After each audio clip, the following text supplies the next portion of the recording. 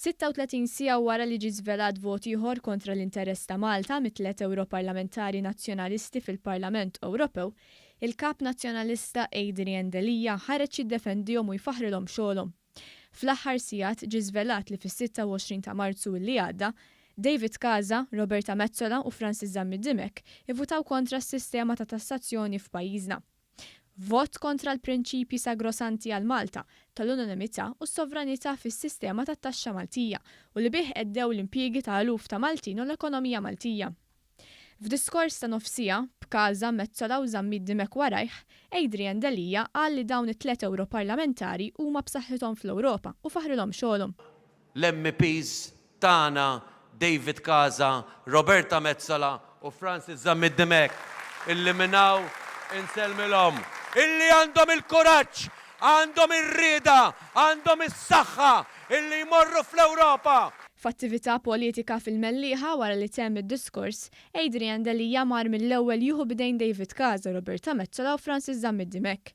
3 Europarlamentari nazzjonalisti li f'dawn l-aħħar 5 snin ma tilfux okkażjoni waħda biex jaħdmu kontra l-interess ta' Malta u jħammġu isem pajjiżna.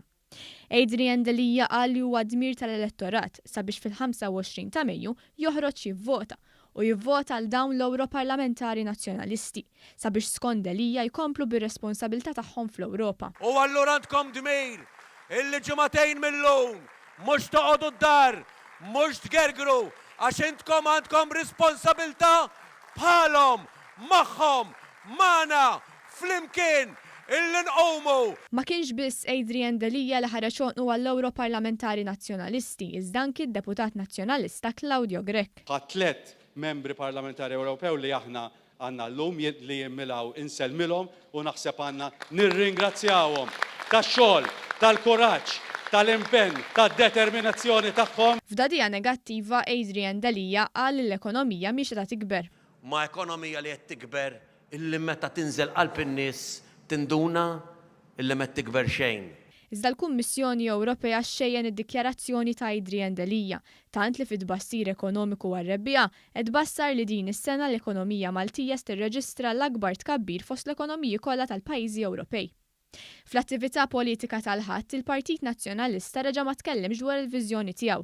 Bil-kandidat nazzjonalista Frank Psajla spiċċa jikkwota l-innu nazzjonalista. Ejjew nazzjonalisti, ejjew bl-eluf minn tagħkom, ejjew bil-bnadar tagħkom.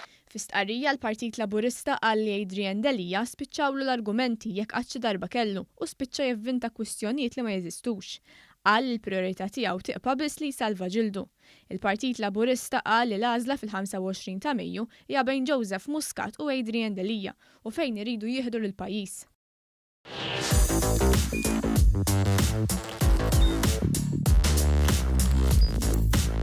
Idħol fuq one.com.mt u hemmhekk tista' tara l-programmi kollha li jxandru fuq One permezz ta' One Play.